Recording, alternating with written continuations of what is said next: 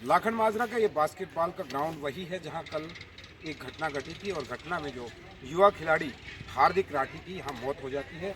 यही बास्केट का पोल है, वो नीचे से टूटता है। हम आपको दिखाते हैं, बिल्कुल जर्जर हालत में ये है और ये टूट जाता है। जैसे ही वो लटकने की इस पर कोशिश करता है, वो इसकी छाती पर आगे गिर जाता है। अब बात यहाँ ये है कि ये आखिर इस स्थिति में ये पोल पहुँचा कैसे। यही बातें सबको ऐसे ये सवाल उठा रही है कि आखिरकार इस तरह की स्थिति क्यों हुई, जब यहाँ इतना बड़ा कोर्ट है, यहाँ इतने खिलाड़ी प्रैक्टिस करते हैं, क्या इसकी देखभाल नहीं हुई। यहाँ कुछ खिलाड़ी हैं, हम इनसे बात करेंगे, क्या उन्होंने इस तरह की स्थिति पहले नहीं देखी या कोई यहाँ संभालने नहीं आता। एक बार अपना नाम बता दीजिए। मलिक साहब, आपके यहाँ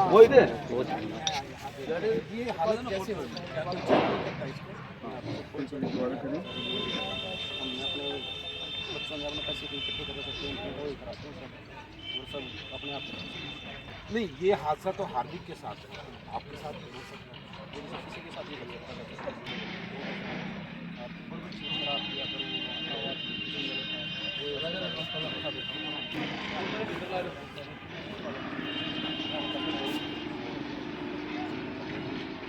आप कितने दिन से प्रैक्टिस करते हैं? मैं सर यहाँ पे मैं बचपन से ही प्रैक्टिस करता हूँ। तो किसी को बताया नहीं आप लोगों ने इस तरह की हालत है, या आपको पता ही नहीं चला? पता था सर, इसका सभी को पता था, जो सीनियर थे उनको भी पता था, और जो वो यहाँ पे ब्लॉक में इनको भी पता था, पर इसके लिए कोई कुछ कर नहीं रहा था। इससे सर पैसे भी आए थे सर, 3-4 साल पहले पैसे भी आए थे, डिस्ट्रोवेशन के मेंटेनेंस के सब पैसे आए थे, जरूर कुछ हुआ नहीं सर। पैसे कहाँ आए थे? पैसे ये तो पता नहीं सर, टूर्नामेंट थी सर यहाँ पे, तो उसमें दीपेंद्र हुडा सर आए थे, उन्होंने अनाउंसमेंट की थी पैसे की, फिर वो आए भी थे बाद में।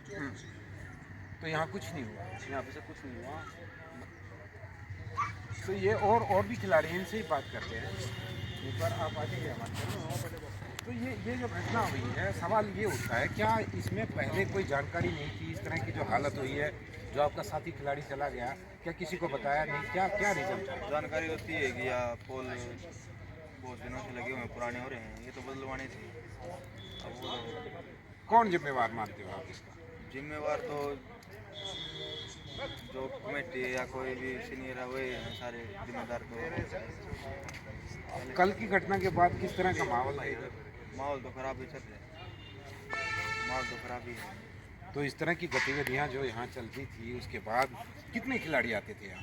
रोज़ तो मतलब कि 40-50 40-50 खिलाड़ी आते थे। पोल की हालत इतनी ख़राब है, किसी को बताया नहीं, किसी को पैसे भी आए बताते हैं। हाँ, पैसे भी आए तो उन्होंने। किस से क्या मांग करते हो आप? मांग तो यही है कि ग्राउंड ठीक हो, पोल अच्छे लगे हैं, आगे ये घटना ना हो। ग्राउंड ठीक हो और जो है वो इनके ठीक हो, ताकि इनके ये जो घटना है ये दोबारा ना घटे। एक और साथी है, उनसे बात करते हैं। तो आप लोग यहाँ थे जैसे ही घटना घटी? नहीं, उस टाइम तो नहीं थे हम। अच्छा, तो बाद में पता चला? बाद में पता चलते ही आ गए। तो इस तरह की जो घटना घटी, क्या पहले भी इस तरह से लचका था या इस तरह से? हाँ, ये लचकता था बहुत साल से, काफ़ी साल हो लिए इसको लगे हुए, 18-20 साल हो लिए, तो कोई इसका सुधार नहीं हुआ था। पैसे भी आ रखे थे इसके, 4 साल हो लिए पैसे आए भी, फिर भी कोई वो नहीं। अच्छा, आपका नाम क्या है? सचिन राठी। सचिन जी, ये बताओ, इसका जिम्मेवार कौन है, किसको कहेंगे आप? सरकार इसके जिम्मेवार, जब पैसे आ लिए तब भी कोई वो नहीं, मेंटेनेंस नहीं, सरकार ने पैसे दे दिए, उसने दे दिए, यहाँ खर्च किसने करना था? जिसके पास है, जो ऑफिस है इसमें, यहाँ पे अपना ऑफिस है, उसमें आते हैं पैसे, जिसको भी होता, किसी ने कुछ एक्शन नहीं लिया यहाँ पे। हाँ। तो ये देखिए आप, पैसे भी आए हैं, ये ठीक भी नहीं हुआ, और एक जो होनहार खिलाड़ी था इंडिया की जूनियर टीम में, उसका सिलेक्शन हो चुका था, उसकी जान चली जाती है, लेकिन जिम्मेवारी यहाँ कोई लेने के लिए तैयार नहीं। कोच साहब, एक मिनट आना आप। कोच साहब नहीं बोल पा रहे हैं क्योंकि काफ़ी दुख का माहौल है, और उसी वजह से जिस तरह से जो है ना, वो बोल नहीं पा रहे। तो कुल मिला के हम ये कह सकते हैं कि किस तरह की लापरवाही है। सरकार, प्रशासन ये दावा करता है कि हर गांव के अंदर ग्राउंड है, हर गांव के अंदर सुविधाएं हैं, लेकिन इस तरह की जब घटनाएं घट जाती हैं, जब प्रशासन भी जागता है, सरकार भी जागती है। आज जिस तरह का माहौल है, अगर ये पहले बातें सामने आती या पहले इनमें सुधार होता, तो शायद हार्दिक और बहादुरगढ़ के अमन की जान बच सकती थी। अभी हम यहाँ लाखन माजरा के ग्राउंड पर हैं, और नमन करते हैं हम उन दोनों खिलाड़ियों को, जिनसे देश को, प्रदेश को और उनके परिवार को काफ़ी उम्मीदें थी।